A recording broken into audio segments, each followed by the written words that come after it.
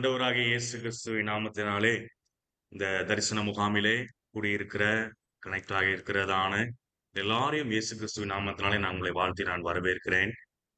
அண்ணன் சொன்னது போல அனைத்து காரியமும் உண்மையே.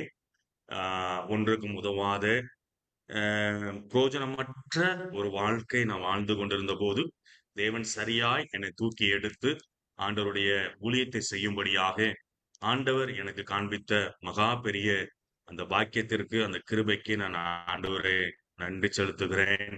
என்னுடைய ஊழியத்துல நான் கிட்டத்தட்ட என்னுடைய இருந்த போதும் ஆண்டவரை அறியாத ஒரு நாத்திகனாக வாழ்ந்து வந்தேன். தாய், தகப்பன் அவர்கள் என்னுடைய தகப்பன் டயோசிஸ்ல ஒரு நல்ல ஒரு வேலை கிடைத்த வேலையை அவர் வேண்டாம் என்று சொல்லி அந்த அப்பாயின்மெண்ட் ஆர்டர் நாசரேத் என்னும் ஊரில இருந்து கிட்டத்தட்ட 18 வருடங்கள் சுவிசேஷ ஊழியத்தை செய்து பிறகு ஆண்டவருடைய ஊழியத்தை செய்ய வேண்டும் என்று சொல்லி சிறுவில்லிபுத்தூர் என்கிறதான பட்டணத்தை ஆண்டவர் காண்பித்து அந்த பட்டணத்திலே எந்த இடத்திலே சபை உண்டாக வேண்டும் என்று சொல்லி அந்த இடத்தையும் ஆண்டவர் காண்பித்து இந்த இடத்திலே ஆண்டவருடைய தரிசனத்தை கிட்டத்தட்ட 50 வருடங்களுக்கு மேலாக கர்த்தருடைய ஊழியத்தை செய்து கொண்டு வருகிறார். 1972ஆம் வருடம் அவர் சுவிசேஷ ஊழியத்தை தொடங்கினார். அந்த நாட்களிலே இருந்து எனக்கு 1977 என்று சொல்லி 77, 78 என்று சொல்லி நினைக்கிறேன். அந்த நாட்களிலே வேலை கிடைத்த வேலையை வாத்தியார் வேலையை வேண்டாம் என்று சொல்லி அவர் கர்த்தருடைய ஊழியத்திற்கு வந்த பிற்பாடு ஊழியத்திலே பட்ட கஷ்டங்கள், ஊழியத்திலே வந்த பாடுகள், அவமானங்கள், ஏமாற்றங்கள் என்னுடைய வாழ்விலே ஒரு பெரிய தாக்கத்தை உண்டு பண்ணினது. நான் என் தாயும் தகப்பனிடத்திலும் சிறு வயதிலே நான் கேட்பேன், இதை நீங்க இந்த பிசினஸை ஏன் இப்படி செய்கிறீர்கள் என்று சொல்லி கேட்பேன். இது ஒரு பிசினஸ். இதை நீங்க ஏதாவது ஒரு வீட்டுக்கு போறீங்க, பைபிள் எடுத்துட்டு போய் ஜெபம் பண்றீங்க, அவருடைய தேவைகளுக்காக ஜெபம் பண்றீங்க. அவங்க ஒரு ரூ. 100, ரூ. 50, ரூ. 10 காணிக்கை கொடுக்கறாங்க. அத வாங்கிட்டு வந்து நீங்க நம்முடைய வீட்டினுடைய தேவையை பூர்த்தி செய்றீங்க. இது ஒரு பிசினஸ் தானே என்று சொல்லி என் தாயும் தகப்பனிடத்திலும் கேட்பேன். அவர்கள் அப்படி இல்லை, இது ஆண்டுடைய ஊழியம் என்று சொல்வார்கள். அப்பொழுது நான் என்னுடைய தாயின் தகப்பனிடத்தில் கேட்பேன், ஆண்டுடைய ஊழியம் என்று சொல்லி சொன்னால் ஏன் காணிக்கைக்காக நீங்கள் ஜெபிக்க போகிறீர்கள், ஏன் காணிக்கையை வாங்கிக் கொள்கிறீர்கள் என்று சொல்லி கேட்பேன். ஆனால் அவர்களுக்கு சரியான அந்த நேரங்களிலே எனக்கு புரிகிற அளவுக்கு பதில் சொன்னாலும் அதை என்னால புரிந்து கொள்ள முடியவில்லை. என்னுடைய சபையில எங்க அப்பா ஊழியம் செய்ததான சபையில அநேக பாஸ்டர்ஸ்மார்கள் இங்கே பாஸ்டர்ஸ் மீட்டிங் நடத்துவது உண்டு, மேய்ப்பர்கள் ஐக்கியத்திற்கு வருவது உண்டு. நான் குடித்துவிட்டு அவருடைய எல்லாரையும் அடிக்க போவேன், விரட்டுவேன்.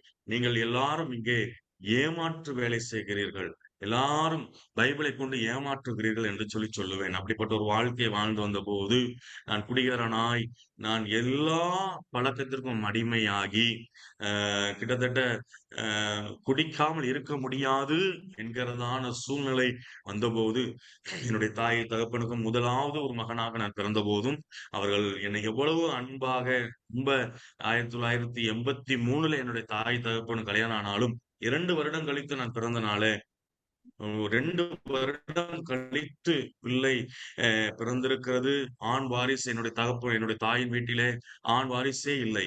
5 பெண் பிள்ளைகள். நான் மாத்திரம் தான் முதலாவது பிறந்த ஒரு ஆண் மகன், ஆண் வாரிசு என்று சொல்லி என்னை ரொம்ப செல்லமாக என்னை வளர்ப்பார்கள். செல்லமாக என்னை வளர்த்தார்கள், கொஞ்சுவார்கள். எனக்கு கிடைக்க வேண்டிய எல்லா காரியத்தையும் கொடுத்தார். ஆனாலும் தாய் தகப்பனுக்கு நான் விரோதமாக, தேவனுக்கு விரோதமாக தாய் தகப்பனை கனம் பண்ணாதபடிக்கு நான் வாழ்ந்தபோது என்னுடைய தாயும் தகப்பனும் நீ ஏன் எனக்கு பிள்ளையாய் பிறந்ததற்கு பிறக்காமையே இருந்திருக்கலாமே என்கிறதான வியாகுலப்படுகிற அளவுக்கு நான் அவங்களை கஷ்டப்படுத்தினேன். இந்த நாட்களிலே என்னுடைய தாய் தகப்பனும் என்னை குறித்து மிகவும் நொந்து போயிருந்த சூழ்நிலையிலே, அப்படிப்பட்ட சூழ்நிலையிலும் அநேக மீட்டிங் இப்படிப்பட்ட தரிசன முகாமாக இருக்கட்டும், நற்செய்தி கூட்டங்களாக இருக்கட்டும், ஆவிக்குரிய கூட்டங்களாக இருக்கட்டும், இப்படிப்பட்ட கூட்டங்களுக்கு எனக்கு அழைத்து செல்வது உண்டு. அங்கே அநேக கூட்டங்களுக்கு எனக்கு அழைத்து சென்று அப்பேற்பட்ட ஃபீடிங், அப்பேற்பட்ட ஆண்டவருடைய சத்தியங்களை நான் அறிந்த பிற்பாடு அன்றைக்கு அதை எனக்கு நான் அறிந்த மாதிரியா காட்டிக்கொள்ளவில்லை. ஆனாலும் அது ஒரு பேங்க்ல நம்ம எப்படி பணத்தை போட்டு வைத்து சேவ் பண்ணி வைப்போமோ அதே போல அது எல்லாமே என்னுடைய இருதயத்திலும் என்னுடைய மூளையிலும் அதை சேவ் பண்ணி கொண்டே இருந்தது. 1993 இல்ல 94 என்று நினைக்கிறேன். அந்த நாட்களிலே சிவகாசி பட்டணத்திற்கு அகஸ்டின் ஜெபக்குமார் ஐயா வந்திருந்தார்கள். அப்போ அவங்க "சுன்னலோ மேரே பாயோ மை சியாமேகா" என்று சொல்லி ஹிந்தி பாடலை பாடி துள்ளி குதித்து ஆடிக்கொண்டிருந்தபோது, ஒயிட் அண்ட் ஒயிட் அவருடைய டிரெஸ் கோடு என்னை கவர்ந்தது. அவருடைய அந்த பேச்சும், அந்த பாடல் பாடுகிற ஸ்டைலும் என்னை ரொம்ப கவர்ந்ததினாலே, என்னுடைய தாயினிடத்திலே கேட்டேன், "அம்மா, இவர் யார்?" என்று சொல்லி கேட்டபோது, என்னுடைய தாயானார் சொன்னார்கள், "உண்மை உத்தமமுள்ள ஊழியக்காரன்" என்று சொல்லிச் சொன்னார்கள். உண்மை உத்தம் என்று அந்த ஊழியக்காரன் என்று சொன்னபோது எனக்கு பாதித்தது. அப்பொழுது என்னை தகப்பனாரை ஏமாற்றின அநேக ஊழியக்காரர்கள் என் தகப்பனாரை ஏமாற்றினார்கள். தருவேன் என்று சொல்லி தரமாட்டார்கள். இடத்தை வேண்டும், சபையையும் இடமும் எனக்கு வேண்டும் என்று சொல்லி எத்தனையோ ஏமாற்றங்கள், எத்தனையோ பண லட்சங்கள் பண செலவு செய்து இப்படிப்பட்ட காரியங்களை செய்ததினாலே, உண்மை உத்தமம் என்கிறதான அந்த காரியம் எனக்கு கேள்விப்படாமலே இருந்தது. எந்த ஊழியக்காரனை பார்த்தாலும் பொய்யும், புரட்டும் அவர்கள் சரியில்லாத வாழ்க்கையை வாழ்ந்து கொண்டிருந்தபடியினாலே, என்னுடைய தாயின் சொன்ன ஒரு வார்த்தை, உண்மை உத்தமுள்ள ஊழியக்காரன் 1. 2வது ஒன்று சொன்னார்கள், இவர்கள் எங்கே தேவையோ, அதாவது எங்கே தேவையான இடத்திலே கர்த்தருடைய ஊழியத்தை செய்கிறார்கள். மிஷனரியின் கல்லறை தோட்டம் என்று சொல்லுகிறதான அப்படிப்பட்ட அந்த பீகார் மாநிலத்திலே, இருண்ட மாநிலத்திலே ஆண்டவர் ஊழியத்தை செய்கிறார்கள் என்று சொன்னபோது, அன்றைக்கு நான் முடிவெடுத்தேன். ஒருவேளை நான் பெரியவனாகி ஊழியக்காரனாய் மாறுவேன் என்று சொல்லி சொன்னால், நானும் இவரைப் போல இவருடைய இடத்திலே இவருக்கு கீழே இருந்து நான் ஊழியம் செய்வேன் என்று சொல்லி அன்றைக்கு நான் என்னுடைய எவ்விதமான காரியத்தையும் நான் அன்னிடத்துல ஒப்புக் கொடுத்தேன். அன்றைக்கு என்னுடைய தாய் சொன்னதும், நான் ஒப்புக் கொடுத்ததும், என்னுடைய இருதயத்திலே ஒரு ஆணி அடித்தது போல, ஒரு பலகை ஆணி அடித்து மாட்டுவது போல நான் அதில் மாட்டிக்கொண்டேன். ஆனால் அந்த நேரங்களிலே 12 வயசு, 11, 12 வயசுல நிறைவேறவில்லை. ஆனால் என்னை 23 1/2 வயதில என்னுடைய எல்லா காரியங்களும் வாழ்க்கை முடிந்தது என்று சொல்லி, நான் சூசைட் பண்ணி சாக வேண்டும் என்று சொல்லி, நான் அப்படிப்பட்ட காரியத்தை நான் எடுத்தபோது, அப்படிப்பட்ட முடிவை எடுத்து நான் சாகப் போகும்போது, நான் அன்றைக்கு என்னுடைய இருதயத்திலே ஒரு காரியம் என்னிடத்திலே இப்படியாக தெளிவுபட்டது. இன்றைக்கு நீ சாக வேண்டும் என்று சொல்லி விரும்புகிறாய்.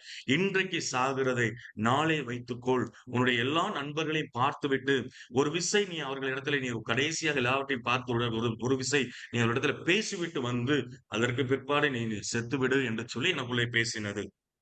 அதுவும் நன்றாக தோன்றினது. அந்த நேரத்திலே நான் கீழே இறங்கி வந்து, இன்றைக்கு வேண்டாம், நாளை நாம் மடிந்து கொள்ளலாம் என்று சொல்லி கீழே வந்தபோது, அப்பொழுதுதான் நான் பார்த்தேன். யுத்த சத்தம் என்கிறதான மேகசினை நான் பார்த்தேன். அந்த பத்திரிகையை பார்த்தேன். ஜேம்ஸ் சத்தம் என்ற மாதாந்திர பத்திரிகையை நான் பார்த்தபோது, எனக்குள்ளே ஒரு வேகம் வந்தது. என்னுடைய காரியத்தை இதனிடத்தில் சொன்னால் என்ன? என்னுடைய எல்லா விதமான மனவேதனையையும், என்னுடைய கேள்விகளையும் இவரிடத்திலே சொன்னால் என்ன என்று சொல்லி, என்னுடைய ஒரு A4 சீட்டை எடுத்து நான் முழுவதுமாக எழுதினேன். நான் ஒரு கிறிஸ்தவ நாத்திகன். நான் ஒரு குடிகாரன். என்னால் குடிக்காமல் இருக்க முடியாது. ஆனால் நீங்கள் அந்த இடத்துல அன்றைக்கு வந்து சொன்னபோது, அறைகூவில் விட்டபோது, இன்றைக்கும் எனக்கு அது ஞாபகத்தில் இருக்கிறது.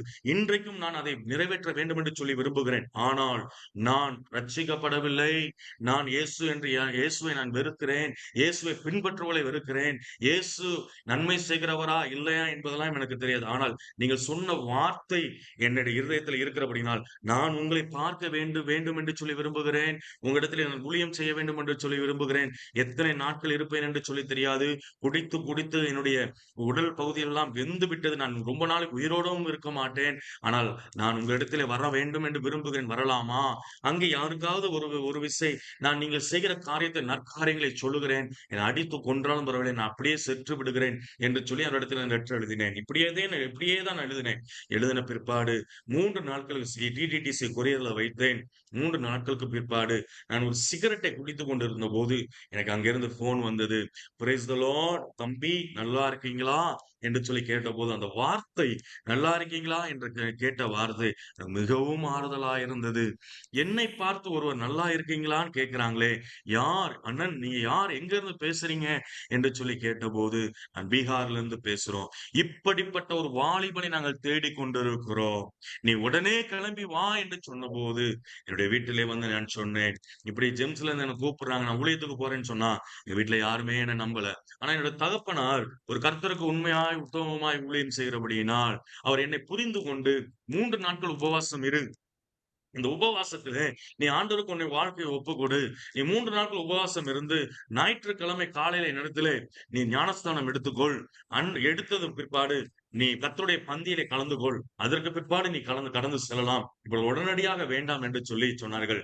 வெள்ளி, சனி, ஞாயிறு 3 நாட்கள் நான் உபவாசம் இருந்தேன். என்னை நானே வெறுத்து ஆண்டவருடைய கையிலே நான் ஒப்புக் கொடுத்தேன். ஆண்டவருடைய பெரிதான கிருபையினாலே என்னுடைய தகப்பனார் கையிலே நான் ஞானஸ்தானம் எடுத்து, திருவிருந்து எடுத்து, அன்றைக்கு 3 மணிக்கு ஒரு அற்புதமான ஒரு நிகழ்வு நடந்தது. பேட்ரிக் ஜாஸ்வா ஐயா அந்த வழியாய் வரும்போது எங்கள் வீட்டிலே வந்து என்னை ஊழிய பிரதிஷ்டை செய்து, அது ஆண்டவரே கொண்டு வந்த காரியம். அவருடைய முழங்கால் படியிட்டு அவர் மூலமாக நான் ஊழிய அபிஷேகத்தை பெற்று நான் அன்று கடந்து சென்றேன். இன்றைக்கு வரைக்கும் கிட்டத்தட்ட 18 வருடங்கள் முடிந்து 19வது வருடங்கள் நடந்து கொண்டிருக்கிறது. ஆண்டவருடைய கிருபையினாலே உண்மையுத்தவமாய் ஊழியத்தை செய்ய தேவன் எனக்கு கிருபை கொடுத்திருக்கிறார். அது மாத்திரமல்ல, நான் ஜேம்ஸ் ஆண்டவரை நான் ருசி பார்த்ததில்லை. ஆண்டவர் உயிரோடு இருந்து என்னை கொண்டு யூஸ் பண்ண முடியுமா, உபயோகப்படுத்த முடியுமா என்று சொல்லி நான் ரொம்ப விசுவாசிக்காதபடிக்கு தான் போனேன். ஆனால் நான் போய் இறங்கின பிற்பாடு டெகிரியான் சோன் என்கிறதான பகுதியிலே நான் போய் நின்று பார்த்தபோது அங்க உள்ள எல்லா காரியங்களையும் பார்த்தேன். அங்க உள்ள கட்டிடங்கள், அங்க உள்ள காரியங்கள், ஊழியத்தினுடைய ஒவ்வொரு டிபார்ட்மெண்ட் வைஸாக, துறை ரீதியாக நான் எல்லாவற்றையும் பார்த்தபோது இயேசு கிறிஸ்து என்கிற தெய்வம் உண்மையான தெய்வம் என்று சொல்லி அன்றைக்கு நான் மார்பிலே அடித்து நான் ஒத்துக்கொண்டேன். ஒரு தனி மனிதனை கொண்டு இவ்வளவு பெரிய காரியத்தை, அதுவும் பீகார்ல இயேசுவை அறியாத ஒரு இயேசு வலது கைக்கும் இடது கைக்கும் வித்தியாசம் அறியாத ஒரு மக்களிடத்திலே போய் ஆண்டவர் இவ்வளவு வல்லமையான கிரியைகளை செய்ய முடியும் என்று சொல்லி சொன்னால் அந்த தெய்வம் உண்மையான தெய்வம் தான். அந்த தெய்வம் மாத்திரம் தான் உண்மை. வேற எந்த தெய்வமும் உண்மை இல்லை. கிறிஸ்தவ நாத்திகனாய் இருந்த என்னை அன்றைக்கு நான் 50% ஒப்பு கொடுத்து ஞானஸ்தானம் எடுத்து ஊழிய பிரதிஷ்டை செய்து 50% நான் சரிப்படுத்திக் கொண்டு போனாலும் அங்கே போய் இறங்கின பிற்பாடு அங்குள்ள பரிசுத்த ஆவியானவருடைய கிரியையை பார்த்த பின்புதான் நான் ஒத்துக்கொண்டேன். இயேசு கிறிஸ்து என்ற தெய்வம் உண்மையான தெய்வம் என்று சொல்லி அன்றைக்கு ஒப்பு கொடுத்து இன்றைக்கு வரைக்கும் ஓடுவதற்கு தேவன் அருமையான பலனை கொடுத்துக் கொண்டிருக்கிறார். அது மாத்திரமல்ல, நான் சாதாரண ஒரு டீச்சராக இருந்தேன். சாதாரண ஒரு பாடனாக இருந்தேன். எனக்கு ஒன்றுமே தெரியாது. ஆனால் தேவன் படிப்படியாக எப்படி யோசேப்பை ஆண்டவர் உயர்த்தினாரோ, எப்படி தானியேல் கைதியாய் போன தானியேலை ஆண்டவர் உயர்த்தினாரோ, அதே போல ஆண்டவர் என்னை உயர்த்தினார். பிரியமானவர்களே, இன்றைக்கும் இதை கேட்டுக்கொண்டிருக்கிற என் அருமை கிறிஸ்தவ நண்பர்களே, கிறிஸ்தவ தம்பதியார்களே, ஆண்டவருடைய அந்த கிருபையினாலே நான் சொல்லுகிறேன். யோசேப்பு என்கிற கேரக்டராக இருந்தாலும் சரி, அகபு என்கிற சின்ன கேரக்டராக இருந்தாலும் சரி, எல்லா காரியமும் நமக்கு முன்பதாக உண்மை உத்தவமாய் எழுதியிருக்கிறது. இது நிச்சயமாய் நம்முடைய வாழ்க்கையில நிறைவேறும். பிரியமானவர்களே, ஒன்றுமே தெரியாதபடிக்கு, தமிழிலும் சரியாக பேச தெரியாது, ஒன்றுமே தெரியாதபடிக்கு நான் போன என்னை ஆண்டவர் என்னை உயர்த்தினார். உண்மை உத்தவமாய் ஊழியம் செய்ய தேவன் கிருபை செய்தார். கீழ்ப்படிந்து இருந்து இருந்து ஆண்டுடைய ஊழியத்தை செய்ய ஆண்டவர் கிருபை செய்தார். 7 வருடங்கள் டெகிரியான் சோன் என்கிறதான ஹெட் ஆபீஸ்ல அந்த பகுதியில கர்த்தருடைய ஊழியத்தை செய்தேன். பிற்பாடு 3.5 வருடங்கள் பப்புவா என்கிற பணித்தளத்திலே கர்த்தருடைய ஊழியத்தை செய்தேன். பிற்பாடு இன்றைக்கு கடந்த 10 வருடங்களாக, கிட்டத்தட்ட 9 வருடங்கள் முடிந்து 10 வருடங்களாக இன்றைக்கு தர்பங்கா என்கிற இடத்துல ஆண்டவருடைய ஊழியத்தை செய்கிறேன். ஆண்டவர் ஒவ்வொரு வருடமும் ஒவ்வொரு கால சூழ்நிலையும் ஆண்டவர் உயர்த்தி ஆண்டவரை கொண்டு வந்து வைத்திருக்கிறார். இன்றைக்கு ஜோனல் சூப்பரண்ட், ஜோனல் லீடர் என்கிறதான ஒரு பெரிய ஒரு காரியத்தை ஆண்டவர் செய்ய எனக்கு பொறுப்பை கொடுத்தாலும் இன்றைக்கு 53 ஊழியக்காரர்களுக்கு ஒரு முன்மாதிரியாக ஒரு முக்கியமான ஒரு தலைவராக இருந்து அவர்களை இழுத்து செல்கிறதான ஒரு பெரிய காரியத்தை ஆண்டவர் கொடுத்திருக்கிறார். அண்ணன் சொன்னது போல ஒரு ஸ்கூலை எங்கள் கையில கொடுத்து அதே காரியங்களை செய்வதற்கு அன்னைக்கு எந்த ஒரு சூழ்நிலையும் எங்களுக்கு சாதகமா இல்லாமல் இருந்தாலும் முழங்காலிலே நடந்து கர்த்தருடைய ஊழியத்தை அந்த இடத்திலே சாதனையாய் தேவன் கிருபை செய்தார். இன்றைக்கும் எங்களுடைய அந்த ஜோன்ல கிட்டத்தட்ட 53 சபைகள் இருக்கிறது. ஒரு ஐடிஐ காலேஜ் இருக்கிறது. 2 பள்ளிக்கூடங்கள் இருக்கிறது. ஒரு பைபிள் காலேஜ் இருக்கிறது. இன்றைக்கு அத்தனையும் கர்த்தருடைய கிருபையினாலே எல்லாவற்றையும் சரியாய் நேர்த்தியாய் செய்து ஒரு பாதுகாவலனாக, ஒரு ஜாமக்காரனாக, ஒரு உக்கிரக்காரனாக ஆண்டவருடைய ஊழியத்தை செய்வதற்கு தேவன் கிருபை செய்திருக்கிறார். இந்த ஒரு சில காரியங்களை மாத்திரம் எங்களுடைய ஃபீல்டுல நடக்கிறதான காரியங்களை மாத்திரம் உங்கள் மத்தியில நான் வைத்து நான் செபிக்க விரும்புகிறேன். சொல்லுகிறேன். எங்களுடைய காரியங்கள், எங்களுடைய ஃபீல்டுல, எங்களுடைய ஜோனல்ல 53 விதமான 53 ஃபீல்டு, அதாவது சப ஊழியங்களை சார்ந்து விபிஎஸ் ஆக இருக்கட்டும், சிடி டிபார்ட்மெண்ட் சில்ட்ரன்ஸ் மினிஸ்ட்ரியாக இருக்கட்டும், ஒரு ஹிந்தி மீடியம் ஸ்கூலாக இருக்கட்டும், இப்படிப்பட்ட இடங்களிலே கர்த்தருடைய ஊழியத்தை நிறைவேற்றி வருகிறோம். அது மாத்திரமல்ல, இப்பொழுது நார்த்தன் ரீஜியன், அந்த ரீஜியன்ல எங்களுடைய ஜோனல்ல கர்த்தருடைய கிருபையினால இங்க நடக்கிற ஒவ்வொரு இடங்களிலும் சபை ஆராதனைகள் அநேக ஜனங்கள் வந்து கொண்டே இருக்கிறார்கள். பிரதி இயர் 10ல இருந்து 20 வரைக்கும் புதிய ஆத்துமாக்களை ஆண்டவர் கொடுத்து கொண்டே இருக்கிறார். இப்பொழுது என்ன ஆயிற்று, பேணிப்பூர் என்கிற இடத்திலும் கசரணி என்கிற இடமானது தர்பங்கா ஏர்போர்ட்டை பக்கத்துல, ஏர்போர்ட் பில்டிங்ல இருந்து கிட்டத்தட்ட 1 கிலோமீட்டருக்குள்ளதாக ஒரு சபை நமக்கு இருக்கிறது. அதான் கசரணி ஏர்போர்ட், நியர் ஏர்போர்ட், அந்த இடத்திலையும் பேணிப்பூர் என்கிற இடத்திலையும் அந்த கிறிஸ்துவ விரோதிகள் பயங்கரமாக செயல்பட்டார்கள். எப்படியாவது சபையை இழுத்து மூட வேண்டும், பூட்டு போட வேண்டும் என்று சொல்லி பயங்கரமாக செயல்பட்ட போது ஆண்டவர் ஒரு செருபாபேலை போல ஆண்டவர் அந்த கைகளை, அந்த காரியங்களை ஆண்டவர் கையில கொடுத்தார். எப்படியாவது அவர்களை விரட்டி, எப்படியாவது இந்த சபையை போடாதபடிக்கு காரியங்களை செய்ய வேண்டும் என்கிறதான ஒரு காரியத்தை நாங்கள் எல்லாரும் இணைந்து செய்தோம். ஆனால் அதை எடுத்து நான் காரியங்களை எடுத்து வேகமாக செயல்பட அந்த பொறுப்பு எனக்கு கொடுக்கப்பட்டது. பிரியமானவர்களே, ஆண்டுடைய கிருபையினாலே சொல்லுகிறேன், அத்தனை போராட்டங்கள் எல்லா போலீஸ், எம்எல்ஏ எல்லாம் ஒரு பக்கம் நின்றாலும், நாங்கள் குறிப்பிட்ட ஒரு 4-5 பேர் இருந்தாலும், பாஷை பேச தெரியாதவர்கள் கொஞ்சம் பேர் இருந்தாலும், பேச தெரிந்தவர்கள் அநேகம் பேர் இருந்தாலும், ஆனாலும் பயந்து இருந்த கூட்டம் எங்களிடத்தில் அதிகமாய் காணப்பட்டது. ஆனாலும் ஆண்டவருடைய கிருபையினாலே நின்று போராடி அவர்களோடு சரிசமமாய் பேசி, அந்த இன்ஸ்பெக்டர் இடத்துல ஏன் கூட்ட வேண்டும் என்கிற காரியத்தை பேசி, எஸ்பி போய் ஒரு மனு கொடுத்து, ஐயா எல்லா சுதந்திரமும் இருக்கிறதே, ஏன் இப்படிப்பட்ட ஒரு காரியம் எங்களுக்கு காணப்படுகிறது என்று சொல்லி அவரிடத்திலையும் பேசி, டிஎம் கலெக்டர் இடத்திலையும் பேசி, எல்லா இடத்திலையும் தேவனுடைய கிருபையினாலே அலைந்து பெரிய காரியங்களை நாங்கள் செய்ய காண்டிருக்கிறது கட்டளையிட்டார். எங்களுக்கு முன்பதாகவே பேசினாங்க, எஸ்டிஎம் பேசினாங்க, சப் கலெக்டர் பேசி, ஏன் இதை பூட்டுறதுக்கு யார் அதிகாரம் கொடுத்தது, அதை ஏன் செய்தார்கள்? ஐயா நான் செய்யவில்லை, இன்ஸ்பெக்டர் லைனை போடுங்க. கான்பரன்ஸ்லயே பேசினாங்க, இதை ஏன் இப்படி செய்தீர்கள், ஏன் பூட்டுவதற்கு உங்களுக்கு அதிகாரம் என்ன? ஐயா இப்படி இவங்க சொன்னதுனால நாங்க செஞ்சோம். அப்படிப்பட்ட ரூல்ஸே கிடையாது. போலீஸ் இன்ஸ்பெக்டர் போய் ஒரு சபையை பூட்ட முடியுமா? அப்படிப்பட்ட அதற்கான ஒரு வரைமுறை இருக்கிறதா என்று சொல்லி அங்க பேணிப்பூர் இடத்துல பேசுறாங்க. எங்களுடைய சபைக்கு முன்பதாகவே சபையிலே ஒரு 20 ஊழியக்காரங்க போய் நாங்க போய் அந்த இடத்துல நாங்க இருக்க போறோம், எங்க முன்பதாகவே 20-30 பேர் வந்து அந்த ஊழியக்காரரை அடித்து மண்டையை உடைத்தார்கள். கிட்டத்தட்ட இங்க இருந்து பாத்தீங்கன்னா நெத்தி பகுதியில இருந்து அந்த நடுப்பகுதி வரைக்கும் முழுவதும் மண்டை உடைந்த ரத்தம். எங்களை வெளியே விடாதபடிக்கு பூட்டிட்டாங்க. எப்படியாவது ஆண்டுடைய கிருபையினால நாங்கள் எப்படி போலீஸ் வந்தது என்று எனக்கு தெரியவில்லை. போலீஸ் வந்து எங்களை வெளியே கொண்டு வந்தாங்க. அந்த சூழ்நிலையில தான் அந்த ரத்தம் சிந்தின காரியத்தை பார்த்த போதுதான், ஆண்டவரே இனிமேலும் ஆண்டவரே நாங்கள் பொறுக்க முடியாது. ஆண்டவரே எங்களுக்கு ரெட்டிப்பான ஒரு அபிஷேகத்தை கொடுங்க, ரெட்டிப்பான வல்லமையை கொடுங்க. இந்த சத்துருவின் போராட்டத்தில இருந்து, இந்த சத்துருவின் நிர்பந்தத்தில இருந்து இந்த காரியத்தை போராடி ஜெயிப்பதற்கு உம்முடைய ரத்தம், ஆண்டவரே ஊழியக்காரர் ரத்தம் சிந்தப்பட்டது போல ஆண்டவரே சிந்தப்பட்டிருக்கிறது. அந்த ரத்தத்தினுடைய விளைவு ஒரு ஜெயமாய் மாற வேண்டும் என்று சொல்லி நாங்கள் போன பிற்பாடு கான்பரன்ஸ்ல சப் கலெக்டர் கான்பரன்ஸ்ல இருக்கிறாங்க, இன்ஸ்பெக்டர் கான்பரன்ஸ்ல இருக்காங்க. கிட்டத்தட்ட 5 நிமிடம் எஸ்பி லெப்ட் அண்ட் ரைட் வாங்கிட்டார். நீ எப்படி இதை செய்யலாம், யாரு சொன்னது, எப்படி செய்ய முடியும், கலெக்டர்கிட்ட போய் பெர்மிஷன் வாங்கிட்டு வான்னு சொல்றியே, அந்த சபை ஆலயம் நடத்துவதற்கு கலெக்டர் நான் எங்க இருந்து ஆர்டர் கொடுப்பேன், எங்க இருந்து பதில் கொடுப்பேன், எங்க இருந்து ரிட்டர்ன்ல கொடுப்பேன், இப்படி சொல்வதற்கு உனக்கு யார் அதிகாரம் கொடுத்தது? பயங்கரமா பேசினாங்க. ஆண்டுடைய கிருபையினால 2 சபையும் போலீஸே வந்து திறந்து, போலீஸ் மூலமாகவே நாங்க இன்னொரு பூட்டை போட்டு, போலீஸே எங்களுக்கு சாவியை கொடுத்து நீங்க நடத்துங்க, நாங்க உங்க கூட இருக்கிறோம் என்று சொல்லி ஆண்டுடைய கிருபையினாலே 2 இடத்திலையும் ஆண்டுடைய பெரிய கிருபையினாலே இன்றைக்கு சபை நடந்து கொண்டிருக்கிறது.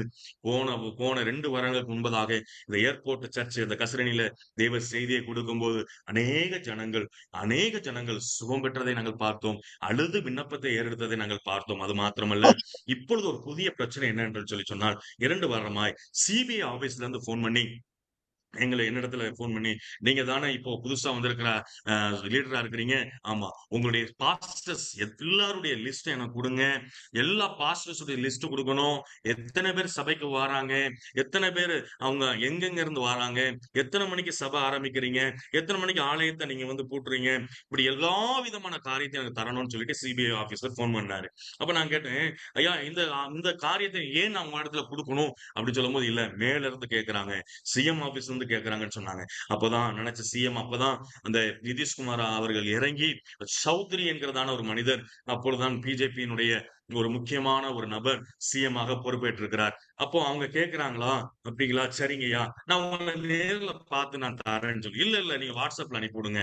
அப்ப நான் சொன்னேன், வாட்ஸ்அப்ல அனுப்ப முடியாதுங்கய்யா. தைரியமாக பேசுவதற்கு தேவன் கிருபை செய்தார். வாட்ஸ்அப்ல அனுப்ப முடியாது. அப்ப வாட்ஸ்அப்ல அனுப்ப முடியாது அப்டின்னா, நீங்க வந்து டைரக்ட்டா வந்து குடுங்க. சரிங்கய்யா நாளைக்கு வந்து தர்றேன். எல்லா காரியத்தையும் எடுத்தேன். எடுத்துட்டு நாங்க எல்லா ஊழியக்காரங்களும் நான் ஃபோன் பண்ணேன். நைட்டு இரவு ஃபோன் பண்ணி, இப்படிப்பட்ட ஒரு சூழ்நிலைக்குள்ள தள்ளப்படுகிறோம். நாளை காலையில 12 மணிக்கு வர சொல்லியிருக்கிறார். 11லிருந்து 12 எல்லாரும் இணைந்து ஜெபிக்கலாம். ஜெபம் பண்ணலாம். ஆண்டவர் கிரியை செய்யட்டும்னு சொல்லி நாங்க எல்லாம் ஜெபம் பண்ணோம். நான் போனேன். 1 மணிக்கு நான் கிட்டத்தட்ட போய் அவருடைய அட்ரஸ கண்டுபிடிக்க முடியல. மதுபனி என்கிறதான இடத்துல போய் இறங்குன பிற்பாடு நான் ஃபோன் பண்றேன். அவருக்கு ஃபோன் போகல. ரொம்ப நேரம் நின்று ஃபோன் பண்ணி அவரிடத்துல பேசும்போது, "ஐயா, நான் வந்திருக்கிறேன். எங்கே உங்களை பார்க்க வேண்டும்?" என்று சொன்னபோது, ஒரு கடைய சொல்லுகிறார். "அந்த கடையில போய் நீங்க குடுத்துட்டு போயிருங்க." நான் சொன்னேன், "ஐயா, நோ. நான் தர முடியாது. உங்களை பார்த்து, உங்களுக்கு வணக்கம் செலுத்திவிட்டு, உங்களோடு நான் உட்கார்ந்து, ஒரு தேநீர் அருந்தி, உங்களோடு நான் சில காரியங்களை கேட்டு தான் நான் குடுக்க முடியும். அப்படியாக நீங்க சொல்ற கடையில போய் குடுத்துட்டு போக முடியாதுய்யா" என்று சொல்லி சொன்னேன். "இல்ல, இல்ல நீங்க குடுத்துட்டு போங்க." அப்படின்னு சொன்னா, "இல்ல முடியாது." ஏன் இப்படிப்பட்ட காரியத்தை அவர்கள் செய்கிறார்கள் என்று சொல்லி சொன்னால், எல்லா இன்ஃபர்மேஷனையும் வாங்கி, அவர்களுக்கு சமூக விரோதிகளிடத்துல, கிறிஸ்தவத்தை விரோதிக்கிற ஜனங்களிடத்துல அவங்க அந்த லிஸ்ட்ட குடுத்துருவாங்க. ஒவ்வொரு இடத்துலயும் 100 பேர், 150 பேர் போய், அந்த ஞாயிற்றுக்கிழமை சபை ஆராதனை நடத்த முடியாதபடிக்கு சித்திரவதை செய்வதற்கும், அங்குள்ள சபை போதகரை துன்புறுத்துவதற்கும் இப்படிப்பட்ட காரியங்களை அவர்கள் செய்கிறார்கள். தொடர்ந்து எங்களுக்காக ஜெபித்துக் கொள்ளுங்கள். இப்படிப்பட்ட பெர்சிக்யூஷன்ங்கிறதான காரியத்தின் மூலமாக இன்றைக்கு நார்த் பீகார்ல எங்களுடைய மைத்திரி ஜோன்ல உள்ள சபைகள் பயங்கரமாக நாங்கள் கஷ்டப்படுகிறதை நாங்கள் பார்க்கிறோம். ஒவ்வொரு நாளும் நாங்கள் கேட்டுக்கொள்கிறோம். இப்படிப்பட்ட சூழ்ச்சியாக சொன்னார். "இவ்வளவு நீ வைராக்கியமா சொல்லுகிறீங்களே, நான் இப்ப ரொம்ப தூரத்துல இருக்கேன். எப்படி நீ என்ன பார்க்க முடியும்?" "ஐயா, நீங்க எத்தனை எத்தனை நாட்கள் கழித்து வந்தாலும் பரவாயில்லை. நான் வந்து உங்களிடத்திலே பார்ப்பேன்" என்று சொன்ன பிற்பாடு, இன்னொரு இன்ஸ்பெக்டர் ஃபோன் பண்ணி, "என்னுடைய ஆபீஸ்ல போய் குடுங்கன்னு" சொல்லி போய் பார்த்தா, அங்க ஆபீஸே இல்லங்க. அங்க ஆபீஸே கிடையாது. எஸ்டிஎம் ஆபீஸ் இருக்கிறது, டிஎம் ஆபீஸ் இருக்கிறது. மத்த எந்த ஆபீஸ் இல்ல. ஐயா, நீங்க சொல்ற ஆபீஸே இங்க இல்லையே. இல்ல, இல்ல இந்த கடை பக்கத்துல இருக்குன்னு பார்த்தா, ஒரு சின்ன 10க்கு 10 ரூமு, ஒரு ஷட்டர் போட்ட கடை தான். ஒரு ஷட்டர் இருக்கு. அந்த ஷட்டரும் பாழடைஞ்சு இருக்கு. அதுதான் ஆபீஸாம். என்னடா இவங்க சிபிஐ ஆபீஸ்ல இருந்து ஃபோன் பண்ணேன்னு சொல்றாங்க. இவங்க தான் கடையில போய் இவங்க ஆபீஸ் வச்சிருக்காங்க. அதுவும் ஷட்டர் ஓப்பன் ஆயி, குளோஸ் ஆயி எத்தனையோ வருடங்கள் ஆன மாரி இருக்கிறதே என்று சொல்லி பக்கத்துல விசாரிச்சா, ஐயா சார், இது உண்மையான ஆபீஸ் தான். இங்க தான் சிபிஐ அதிகாரிகள் வர்றாங்க சார். 4 பேர் எப்பயாவது வருவாங்க. பேப்பர் ஒர்க் பண்ணுவாங்க. பிறகு போயிருவாங்க. இப்படிப்பட்ட சூழ்நிலை காணப்படுது. உண்மையான சிபிஐ ஆபீஸ் தான் என்று சொல்லி. ஆனாலும் இப்ப நீங்கள் ஜெபித்துக் கொள்ள வேண்டிய அவசியம் காணப்படுகிறது. இந்த பீகார்ல சிபிஐ என்கிறதான இவ்வளவு பவரான ஒரு டிபார்ட்மெண்ட் அவர்களுக்கு இருக்கிறதுக்கு இடமில்லை என்று சொல்லி சொன்னாலும், அவர்களுக்கு ஆபீஸ் சரியாக செயல்படுகிறதா, செயல்படவில்லையா என்று சொல்லி சொன்னாலும், ஆனாலும் அவர்கள் இப்படிப்பட்ட ஒரு காரியத்திலே அவர்கள் சரியாய் அவருடைய காரியத்தை நகர்த்திக் கொண்டே இருக்கிறார்கள். இன்றைக்கு அளவும் கிட்டத்தட்ட 1 மாதம் ஆகிறது. இன்றைக்கும் அவர்கள் ட்ரை பண்ணுகிறார்கள். எப்படியாவது டேட்டாஸ் வாங்க வேண்டும் என்று சொல்லி, நானும் இன்றைக்கு வரைக்கும் உங்களை பார்க்காமல் நான் கொடுக்க மாட்டேன்கிறதுல நான் உறுதியாக இருக்கிறேன். எங்களுக்காக தொடர்ந்து ஜெபித்துக் கொள்ளுங்கள். ஆண்டவர் தாமே ஒரு பெரிய ஒரு காரியத்தை அறுவடையை ஆண்டவர் கட்டளையிடுவாராக. இப்பொழுது உள்ள சூழ்நிலையில இந்த நார்த் பீகார்ல ஒரு பெரிய சேலஞ்ச் இந்த ரோலை எடுத்து செய்வதில ஒரு பெரிய சேலஞ்ச் காணப்படுகிறது. தேவையான அபிஷேகம் வேண்டும், தேவையான பாதுகாப்பு வேண்டும், தேவையான ஆண்டவருடைய பலத்த வல்லமை எங்களுக்குள்ள இருந்தால் மாத்திரம் தான் இவர்களை எல்லாம் மேற்கொண்டு ஆண்டவருக்காக நிற்க முடியும். எங்களுக்காக தொடர்ந்து செபித்துக் கொள்ளுங்கள். அது மாத்திரமல்ல, ஒரு கசரணி என்கிறதான ஃபீல்டுல ஆண்டவருடைய பலத்த கிரியை உண்டாக வேண்டும். அது ஒரு எம்எல்ஏ, ஒரு சிட்டிங் எம்எல்ஏ இப்பொழுது இருக்கிறார். அவர் ஒரு ஜா என்கிறதான மோகன் ஜா என்கிறதான அவர் ஒரு பிராமண வகுப்பை சார்ந்தவர். அவர் பயங்கரமாக அவர்கள் பிரஷர் கொடுத்து கொண்டிருக்கிறார்கள். அங்க உள்ள இன்ஸ்பெக்டர்ட்ட எப்படியாவது சபையை பூட்டு, ஆலயத்தை பூட்டு என்று சொல்லி அவனுடைய கிருபையினால இது முடியாதபடி இருக்கிறது. நான் நினைத்திருக்கிறேன். அவர் நேரடியாக போய் அந்த எம்எல்ஏவை பார்த்து அவருக்கு வணக்கம் செலுத்தி விட்டு, என்னிடத்துல ஏன் இப்படிப்பட்ட ஒரு காரியத்திற்குள்ளாக இருக்கிறீங்க என்று சொல்லி அவரிடத்துல நான் கேட்க வேண்டும் என்று சொல்லி வைத்திருக்கிறேன். ஒருவனும் போய் கேட்காதபடிக்கு பயந்து கொண்டு இருக்கிறதுனாலதான் அவர்கள் இப்படிப்பட்ட ஒரு பிரசிக்யூஷன், இப்படிப்பட்ட ஒரு தபாவ், அப்படிப்பட்ட அழுத்தத்தை அவர்கள் கொடுத்து கொண்டிருக்கிறார்கள். நிச்சயமாக அவரிடத்துல நான் போய் நிச்சயமாக கேட்க கேட்க வேண்டும் என்று சொல்லி நினைத்திருக்கிறேன். ஏனென்று சொல்லி சொன்னால், நான் ஜீவனுள்ள தேவனை ஆராதிக்கிறோம். ஹalleluya. தேவனை ஆராதிக்கிறோம். அவர் வல்லமை உள்ள தேவன். அவர் வல்லமை உள்ள தேவனாய் இருக்கிறபடினால், இவன் யார், ஒரு எம்எல்ஏ ஆக இருந்தாலும் சரி, மந்திரியாக இருந்தாலும் சரி, ஆண்டவருடைய கிருபை ஒன்று இருந்தால் மாத்திரம் போதும். அவனுடைய வல்லமை இருந்தால் போதும். அவனுடைய எப்படி மார்ஸ் மேடையில பவுல் அப்போஸ்தலன் தைரியமாக நின்று பேசினது போல, இன்றைக்கும் ஆண்டவர் அப்படிப்பட்ட அபிஷேகத்தை ஒவ்வொரு ஊழியக்காரருக்கும் கொடுக்க வேண்டும். எதற்கும் பயப்படாதபடிக்கு நின்று கேள்வி கேட்டு ஆண்டவருடைய சத்தியத்தை சத்தியமாய் பேசுவதற்கு ஆதி அப்போஸ்தலர் நாட்களில் நடந்த ஒரு பெரிய காரியங்கள், அறுவடைகள், ஒரு மகிமையான வல்லமையான ஒரு ஊழியங்கள் நடக்க வேண்டும் என்று சொல்லி நான் விரும்புகிறேன். எங்களுக்காக ஜெபித்துக் கொள்ளுங்கள். அப்படிப்பட்ட ஒரு ஊழியத்தை நான் வளர்க்க வேண்டும் என்று சொல்லி விரும்புகிறேன். இருக்கிற ஊழியர்கள் எல்லாம் வயதானவர்களா இருந்தாலும், இன்றைக்கு இருக்கிற சூழ்நிலையில நாம் உட்கார்ந்து ஊழியம் செய்வோம், பயந்து ஊழியம் செய்வோம் என்றால் தேவனுடைய நாமம் மகிமைப்படவே படாது. நேரடியாக நிமிர்ந்து நின்று ஆண்டவர் சொல்கிறார், காலூன்றி நில், நிமிர்ந்து நில், எழுந்து நில் என்று சொல்லி இந்த வசனங்களை நம்முடைய வார்த்தையில மாத்திரமல்ல, வாழ்க்கையில அபியாசப்படுத்திக் கொண்டு ஒவ்வொரு ஊழியர்களும் இப்படிப்பட்ட ஊழியத்தை செய்ய வேண்டும் என்பது என்னுடைய வாஞ்சையாக இருக்கிறது. தொடர்ந்து செபித்துக் கொள்ளுங்கள். ஆண்டவர் தாமே நம்முடைய காரியத்தை ஆசீர்வதிப்பாராக. இப்பொழுதும் நான் ஒரு காரியத்தை நான் உங்களுக்கு முன்பதாக வைக்க விரும்புகிறேன். என்னோடு சேர்ந்து திருப்பிக் கொள்ளுங்கள். சகரியாவின் புஸ்தகம் 10வது அதிகாரம் 1வது வசனத்தை நான் வாசிக்கிறேன். பின்மாறி காலத்து மழையை கர்த்தரிடத்தில் வேண்டிக் கொள்ளுங்கள். அப்பொழுது கர்த்தர் மின்னல்களை உண்டாக்கி வயல்வெளியில் அவரவருக்கு பயிர் உண்டாக அவர்களுக்கு மழையை கட்டளையிடுவார் என்று சொல்லி எழுதியிருக்கிறது. பின்மாறி மழைக்காக வேண்டிக் கொள்ளுங்கள் என்று சொல்லி எழுதியிருக்கிறது. இன்றைக்கு நீங்களும் நானும் பின்மாறி மழைக்காக வேண்டிக் கொண்டது உண்மைதான், வேண்டிக் கொண்டே இருப்பது உண்மைதான். அநேக சபைகளிலே பின்மாறி மழைக்காக வேண்டிக் கொள்கிறார்கள். அநேகர் இப்படிப்பட்ட காரியம் எங்களுடைய வாழ்க்கையில, சபையில, ஊழியத்திலே உண்டாக வேண்டும் என்று சொல்லி விரும்புகிறார்கள். உண்மைதான். ஆனால் இந்த வசனம் எதை குறித்து எழுதியிருக்கிறது என்று சொல்லி சொன்னால், இன்றைக்கு நாம் வித்தியாசமா 2 இடங்களிலும் நாம் எடுத்துக்கொள்ளலாம். ஒன்று சரீர சூழ்நிலைக்காகவும், தன்னுடைய குடும்பத்திற்காக பின்மாறி மழை, ஆசீர்வாதமான மழை என்னுடைய குடும்பத்திலே ஊற்ற வேண்டும், என்னுடைய ஜீவனத்திலே ஊற்ற வேண்டும், என்னுடைய பிள்ளைகளுடைய வாழ்க்கையிலே ஊற்ற வேண்டும் என்பது உண்மைதான். ஆனால் பின்மாறி காலத்து மழைக்காக வேண்டிக் கொள்ளுங்கள் என்று சொன்ன காரியம் ஆவிக்குரிய மலையை குறிக்கிறது. ஊழியத்தில, கர்த்தர் வைத்திருக்கிற ஊழியத்தில, கர்த்தருடைய அறுவடையில, ஆத்தும அறுவடையில பின்மாறி மழை ஊற்றப்பட வேண்டும் என்கிறதான ஒரு மெயினான ஒரு காரியத்தை வைத்துதான் சகரியா தீர்க்கதரிசி எழுதியிருக்கிறார். இந்த சகரியா புஸ்தகம் 3 காரியத்தை குறிக்கிறது. இன்றைக்கு 122 வாக்கு தீர்க்க தரிசனங்கள் இதில் இருந்தால் நிறைவேறி இருக்கிறது. 98 தீர்க்க தரிசனங்கள் இன்னும் நிறைவேறப்படவில்லை. அதில் 31 நிறைவேறிருக்கிறது என்று சொல்லுகிறேன். அதிலே இயேசு கிறிஸ்துவை குறித்ததான ஒரு காரியம் எழுதப்பட்டிருக்கிறது. ஐயா, அவர் 30 வெள்ளிக்காசை குறித்து எழுதியிருக்கிறது. அது மாத்திரமல்ல, என்னை குத்துவார்கள், இயேசுவை ஈட்டியால் குத்தின காரியம் எழுதப்பட்டிருக்கிறது. அது மாத்திரமல்ல, அங்க எழுதியிருக்கிற காரியம் என்ன? இயேசு கழுதையின் மேல் வருவார் என்கிற காரியம் எழுதியிருக்கிறது. இந்த 3 காரியம் எழுதப்பட்டாலும் 4வது ஒரு காரியம் குறித்து எழுதியிருக்கிறது. இயேசு கிறிஸ்து சீக்கிரம் வருகிறார், ஒலிவ மலையில தன்னுடைய காலை வைப்பார், இந்த மலை 2ஆக பிரியும் என்கிறதான காரியத்தையும் எழுதப்பட்டிருக்கிறது. இந்த 31 தீர்க்க தரிசனங்களிலே இயேசு கிறிஸ்துவை மையப்படுத்தி எழுதப்பட்டிருக்கிறது. அப்படி என்றால் இயேசு கிறிஸ்து என்கிற தெய்வம் வரும்போது அந்த பின்மாறி காலத்து மழை நிச்சயமாக உண்டாகும் என்கிறதான காரியமும் தெளிவாய் எழுதப்பட்டிருக்கிறது. இந்தப்படிப்பட்ட அந்த காரியத்தின் நிமித்தமாக இந்த காரியத்தை நான் மனதிலே வைத்து நான் ஒரு சில காரியங்களை முன்பாக வைக்க விரும்புகிறேன். இங்கே 4வது அதிகாரம் 6வது வசனத்திலே பலத்தினாலும் அல்ல, பராக்கிரமத்தினாலும் அல்ல, என்னுடைய ஆவினாலே ஆகும். அப்பொழுது இந்த பின்மாறி மழையினுடைய காரியங்கள், அந்த காரியங்கள் பின்மாறி காலத்து மழை ஊற்றப்படும் போது இங்கே எந்த ஒரு பராக்கிரமும், பலமும், பராக்கிரமும், எந்த ஒரு காரியமும் அல்ல, தேவ ஆவியானவராலே எல்லாம் சாதகமாகும் என்கிறதான காரியம் எழுதப்பட்டிருக்கிறது. இங்கே 2 காரியத்தை மாத்திரம் நான் உங்களிடத்துல வைத்து நான் உங்களிடத்துல நான் முன்பதாக வைக்க விரும்புகிறேன். இங்கே பின்மாறி காலத்து மழைக்காக கர்த்தரிடத்தில் வேண்டிக் கொள்ளுங்கள் என்று சொன்னது மாத்திரமல்ல, இங்கே 2 காரியத்தை நான் இன்னும் ஒரு தெளிவாய் உங்களிடத்துல நான் பேச விரும்புகிறேன்.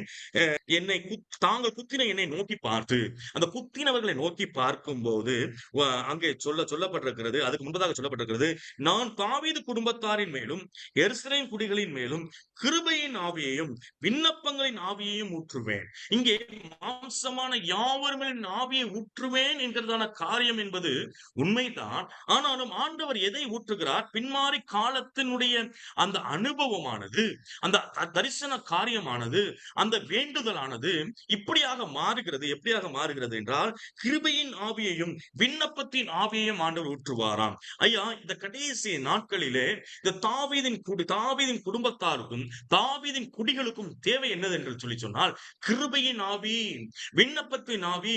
இந்த கிருபையின் ஆவியும் விண்ணப்பத்தின் ஆவியும் யார் இடத்திலே ஒருவரிடத்திலே ஊற்றப்படுகிறதோ, யார் இடத்திலே தங்கி இருக்கிறதோ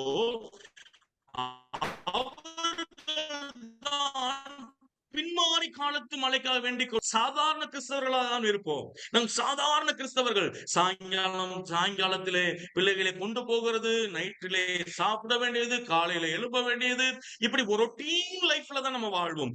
யார் ஒருவர் பின்மாறி மழைக்காக வேண்டிக் கொள்கிறார்களோ, யார் ஒருவர் பின்மாறி காலத்தினுடைய மழைக்காக, எழுப்பதின் காலத்திற்காக, எழுப்பதின் நாட்களுக்காக, ஆண்டவருடைய வருகை வரும் கோடிக்கணக்கான ஜனங்கள் இங்கே இயேசுவை அறிந்து கொள்ள வேண்டும் என்கிறதான ஒரு மனப்பான்மையிலே, அப்படிப்பட்ட வேண்டுதலிலே, அப்படிப்பட்ட காரியத்திலே தரித்துக் கொள்ளும் போது அந்த குடும்பத்தாருக்கு, அந்த தாவீதின் குடும்பத்தாருக்கு, அந்த தாவீதின் குடிக்கு ஆண்டவர் என்ன சொல்லுகிறார்? விண்ணப்பத்தின் ஆவியை ஊற்றுகிறார், கிருபையின் ஆவியை ஊற்றுகிறார். இந்த 2 ஆவியும், இந்த கிஃப்ட் ஆஃப் காட்ஸ், அந்த கிஃப்ட் ஆஃப் ஸ்பிரிட் 2 பேருக்கும் தங்கி இருக்கும். 2 ஆவிகளும் ஸ்பிரிட்டும் ஒரு மனிதனுக்குள்ளே தங்கி இருக்கும் போது, ஒரு குடும்பத்திற்குள்ள தங்கி இருக்கும் போது, அது எப்படிப்பட்டதா இருக்கிறதாம்?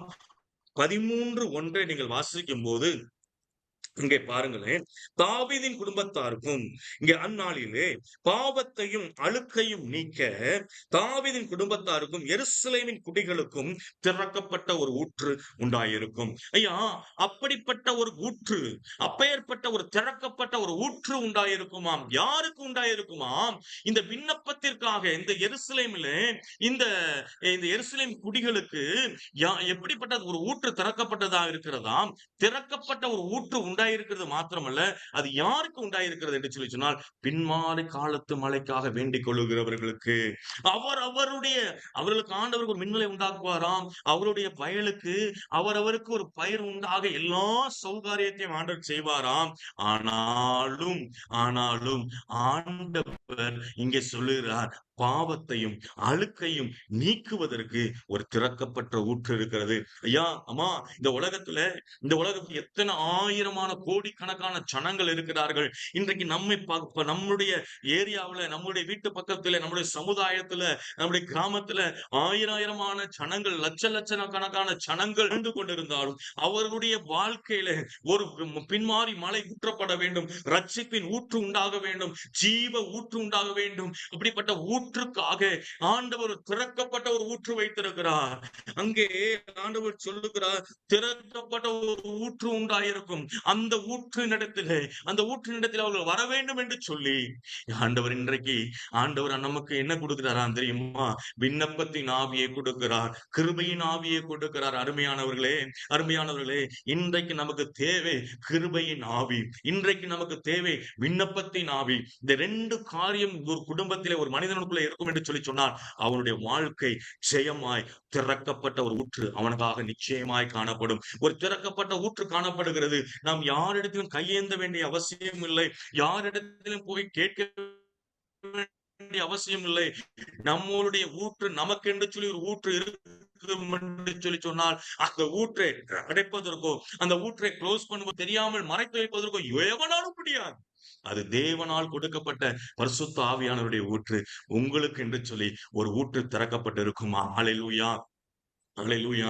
இப்படிப்பட்ட அனுபவத்தை பெற்றுக் கொண்டவர்களுக்கு ஆண்டவர் எப்படிப்பட்ட காரியத்தை செய்கிறாராம், பின்மாறி மழைக்காக வேண்டிக் கொள்கிறவர்கள் கிருபையின் ஆவியையும், விண்ணப்பத்தின் ஆவியையும் ஊற்றப்படும்போது, ஒரு திறக்கப்பட்ட ஒரு ஊற்று எனக்காக வைக்கப்பட்டிருக்கிறது என்று சொல்லி, அந்த ஆசீர்வாதத்தை பெற்றுக்கொண்ட ஜனங்கள் எப்படிப்பட்டவர்களாய் வாழ்வார்கள் என்று சொல்லி பார்க்கும்போது, நீங்கள் அப்போஸ்தலர் நடபடிகளை நீங்க எடுத்துக்கொள்ளும்போது, கர்த்தராகிய இயேசு கிறிஸ்துவின் உயிர்த்தான பூரண கிருபை உண்டாயிருந்தது. இப்ப எப்படி உண்டாயிருந்ததாம்? இவர்கள் எல்லாரும் ஒரு இடத்துல உட்கார்ந்திருக்கும்போது, இங்க அப்போஸ்தலர் 1வது அதிகாரத்துல நீங்க வாசிக்கலாம். அங்கே இவரெல்லாம் ஸ்திரீகளோடும், இயேசுவின் தாயாகிய மரியாளோடும், இயேசுவின் தாயாரோடும், சகோதரர்களோடும் கூட ஒருமனப்பட்டு அவர்கள் தரித்திருக்கும்போது, இந்த பின்மாறி மழைக்காக வேண்டிக் கொண்டவர்கள் அந்த கிருபையின் ஆவியையும், விண்ணப்பத்தின் ஆவியையும் பெற்றுக்கொண்ட போது, இப்போ ஒரு ஊற்று திறக்கப்படுகிறது. அந்த ஊற்று தான் இங்க அப்போஸ்தலர் நடபடிகள்ல ஆண்டவர் கிரியை செய்கிறதான ஒரு பெரிய ஒரு காரியத்தை பார்க்கலாம். இங்கே பூரணமான கிருபை உண்டாயிருந்ததாம். இங்க நிலங்களையும் வீடுகளையும் விற்று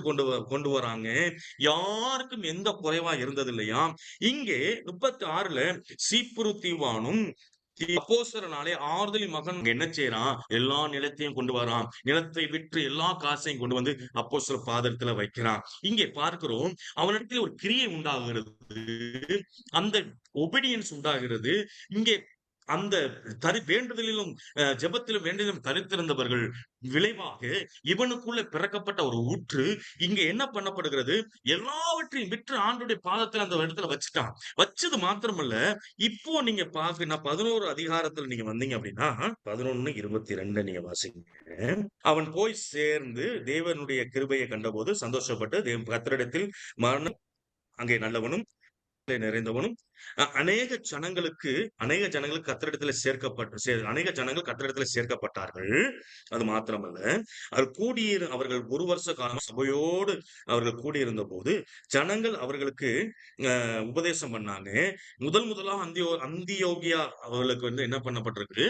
கிறிஸ்தவர்கள் என்று சொல்லி பேர் வந்துச்சான். இங்கே விண்ணப்பத்தின் ஆவியும் கிருபையின் ஆவியும் ஒரு மனிதனுக்குள்ள ஊற்றப்படும் போது, அவன் திறக்கப்பட்ட ஊற்று எனக்காக வைக்கப்பட்டிருக்கிறது என்று சொல்லி பாவத்தையும் அழுக்கையும் அகற்றி திறக்கப்பட்ட ஊற்றிலே அவன் எப்பொழுதும் திறக்கப்பட்ட ஊற்றிலே அவன் நிற்பான் என்று சொல்லி சொன்னால், திறக்கப்பட்ட ஊற்று அவனுக்குள்ளே உண்டாயிருக்கும் என்று சொல்லி சொன்னால், அவன் எப்பேற்பட்ட விளைவுகளை உண்டாக்க முடியும் என்று சொல்லி பார்க்கும்போது, இந்த பர்னபாவினுடைய வாழ்க்கையில நல்ல ஒரு காரியத்தை நாங்கள் பார்க்க முடிகிறது. இங்கே எல்லா ஜனங்கள் மத்தியிலும் நல்லவன் பேர் எடுக்கிறான், விசுவாசத்திலே வல்லவனாய் இருக்கிறான், பரிசுத்தாவியினால் நிறைந்தவனாய் இருக்கிறான். அது மாத்திரமல்ல, இங்க பவுல் சவுலை தேடி போகிறான். இன்னைக்கு அநேக கிறிஸ்தவனுடைய வாழ்க்கையில இன்னைக்கு காணப்படுகிற ஒரே ஒரு பெரிய காரியம் என்று சொல்லி சொன்னால், பரிசுத்தமா இருக்கிறவர்கள் மாத்திரம் பரிசுத்தத்தோடு சேர்ந்து கொள்வார்கள். நாம் அவர்களிடத்துல நாம் போகக்கூடாது. அவன் பயங்கர சாபம் பிடித்தவன், அசுத்தன், அவன் துன்மார்க்கன் என்று சொல்லி வழி விலகிதான் போய் நாம் பரிசுத்தமா இருப்போம், ஜீவிக்கிறோம் என்று சொல்லி சொல்லுவோமே தவிர, இப்படிப்பட்ட சவுலை போல உள்ள ஜனங்களிடத்துல யாருமே போகல. இங்க பாத்தீங்க என்று சொல்லி சொன்னால், எத்தனை சீஷர்கள் இருந்தார்கள். அப்பொழுது சீஷர்கள் எல்லாம் ஸ்தேவானை தவிர வேற யாரும் இரத்த சாட்சியாய் மரிக்கவில்லை என்று சொல்லி பார்க்கிறோம். ஆனாலும் இவருடைய நாட்களிலே அநேக சீஷர்கள் இருந்தார்கள். ஆனால் பர்னபாவுக்குள்ள மாத்திரம்தான் இப்படிப்பட்ட ஒரு காரியம் இருந்தது. சவுலை தேடி போக வேண்டும் என்று சொல்லி அவன் சவுலை தேடி போனது மாத்திரமல்ல, அவன் வாழ்ந்த ஒரு வருட காலம், அவன் வாழ்ந்த வாழ்க்கை, அவன் செய்த உபதேசங்கள், அவனுடைய நற்காரியங்கள் எல்லாவற்றையும் பார்த்து அங்கு ஜனங்கள் பட்ட பெயரை கொடுக்கிறார்கள். இவர்கள் எல்லாரும் கிறிஸ்தவர்கள் என்று சொல்லி. அருமையான தேவ பிள்ளைகளே, இங்க யாருடைய வாழ்க்கையில கிருபையின் ஆவியும் விண்ணப்பத்தின் ஆவியும் ஊற்றப்படுகிறதோ, யார் ஒருவன் பின்மாறி மலைக்காக ஜெபிக்கிறானோ, யார் ஒருவன் பின்மாறி மலை எனக்குள்ளே ஊற்றப்பட வேண்டும் என்று சொல்லி நிற்கிற மனிதனை கொண்டு ஆண்டவர் செய்கிற காரியம் வித்தியாசமாக இருக்கும். பிரியமானவர்களே, காரியங்கள், நற்காரியங்கள், பின் விளைவுகள் எல்லாவற்றையும் பார்க்கும்போது இவர்கள் ஒரு பெயரை எடுக்கிறார்கள். ஒரு கிறிஸ்தவர்கள் என்று சொல்லி பெயர் எடுக்கிறார். அந்த நாட்களிலே கிறிஸ்தவன் பெயர் வந்துருச்சு. அவர்களில் ஒருவனாகிய அகபு என்பவன் எழும்புகிறான். இப்படிப்பட்ட விளைவின் நிமித்தமாக இப்படிப்பட்ட காரியங்கள் நடக்கும் போது அங்கே அகபுன்னு ஒருத்தன் எழும்பு என்ன சொல்றான்? இங்க பஞ்ச காலம் உண்டாக போகிறது. இங்க உலகமெங்கும் பஞ்சம் உண்டாக போகுது. உடனே நடந்துருச்சாம். உடனே நடந்துருச்சு. அப்ப சீசரில் அவரவர் தங்கள் தங்கள் திராணிக்கத்தக்கதாக யூதாவில் குடியிருக்கிற சகோதரருக்கு உதவியாக பணம் சேகரித்து அனுப்ப வேண்டும் என்று சொல்லி தீர்மானம் பண்ணினார்கள். அந்தபடி அவர்கள் சேகரித்து பர்னபா, சவுல் என்பவருடைய கையிலே கொடுத்து மூப்பரிடத்தில் அனுப்புனாங்களாம். எப்படிப்பட்ட காரியம் நடக்கிறது பாருங்களேன். இங்க சவுலும் பர்னபாவின் இடத்துல அவங்க வந்து சேகரிச்சு கொடுக்கிறாங்களாம். ஐயா, யாருடைய வாழ்க்கையில யாருடைய வாழ்க்கையில ஒரு திறக்கப்பட்ட ஊற்றினுடைய அனுபவம் காணப்படுகிறதோ, விண்ணப்பத்தின் ஆவியை பெற்றுக்கொண்டவர்கள், கிருபையின் ஆவியை பெற்றுக்கொண்ட ஜனத்தினுடைய வாழ்க்கையில ஒரு பிரதிபலிப்பு எப்படியா இருக்கும் என்று சொல்லி சொன்னால், தனக்குத்தானே மூடி வைக்கிற ஒரு வாழ்க்கை அல்ல, தனக்குத்தானே வாழ்கிற வாழ்க்கை அல்ல, நானும் என்னுடைய சபையை சார்ந்தவர்கள் என்பது அல்ல, யார் கண்ணுக்கு தெரியாதவர்களுக்கு பணத்தை சேகரித்து அவர் எல்லாருக்காகவும் பரிந்து பேசுகிறது மாத்திரமல்ல, அனுப்புனார்களாம். அனுப்புகிறது மாத்திரமல்ல, பயம்புறுத்தின ஒரு பெரிய அநியாயக்காரன், பயன்படுத்தினவன், அநியாயக்காரன். அது மாத்திரமல்ல, கிறிஸ்தவத்திற்கு துன்பத்தை ஏற்படுத்தினவன் திருப்பி அவனிடத்திலே தைரியமாக போய் அவனை கொண்டு வந்து, நீ கிறிஸ்துவை அறிவிப்பதற்கு நீ ஆண்டவர் தெரிந்து கொண்ட பாத்திரம் என்று சொல்லி நான் தெரிய வந்து உட்கார வைத்து அவனுக்கு வேதத்தை போதித்து, இவன் நல்லவன் என்று பெயர் எடுத்தது போல, விசுவாசம் உள்ளவன் என்று பெயர் எடுத்தது போல, பரிசுத்த ஆவியால் நிறைந்தவன் என்று சொல்லி பெயர் எடுத்தது போல, இவனையும் பக்கத்திலே உட்கார வைத்து அப்பேற்பட்ட பேர் எடுப்பதற்கு பேருதவியாயிருந்தான். பிரியமானவர்களே, இன்றைக்கு ஆண்டவர் பர்னபாவை போல உங்களையும் என்னையும் அழைக்கிறார். இன்றைக்கு நீங்களும் நானும் பர்னபாவை போல கிருபையின் ஆவியை பெற்றுக்கொண்ட நாம், விண்ணப்பத்தின் ஆவியை பெற்றுக்கொண்ட நாம், நமக்காக திறக்கப்பட்ட ஒரு ஊற்று இருக்கிறது, அதை அனுபவித்துக் கொண்ட நாம் இன்றைக்கு நாம் உட்கார்ந்து தனக்குத்தானே வாழ்வோம் என்று சொல்லி சொன்னால் ஆண்டவர் நம்முடைய வாழ்க்கையில பிரியப்படுவாரா? பிரியப்பட மாட்டார். இன்றைக்கு நாம் குடும்பமாய் ஒப்பு கொடுப்போம். இன்றைக்கு நாம் எல்லாரும் ஒப்பு கொடுப்போம். ஆண்டவரே, ஒருவேளை நான் பர்னபாவை போல செயல்பட்டது உண்மைதான். எந்த இடத்திலே ஆண்டவரே நான் செல்ஃபிஷா இருந்தேன், தன்னலமாய் செயல்பட்டேனோ, தயவாய் என்னை மன்னித்து ஒரு பர்னபாவை போல ஆண்டவரே நான் செயல்படுவதற்கு என்னை ஒப்பு கொடுக்கிறேன். என்னுடைய வாழ்க்கை ஒரு திறக்கப்பட்ட ஊற்றாய் இருக்கட்டும், என்னுடைய வாழ்க்கை ஒரு விண்ணப்பத்தின் ஆவியாய் இருக்கட்டும், என்னுடைய வாழ்க்கை ஒரு கிருபையின் ஆவியாய் இருக்கட்டும், என்னுடைய வாழ்க்கையினுடைய ஜெபம் பின்மாறி ஆண்டவரே காலத்து உடைய மழைக்காக வேண்டிக் கொள்கிறதா இருக்கட்டும் என்று சொல்லி நம்ம அர்ப்பணித்து ஜெபிப்போமா? அன்பினால்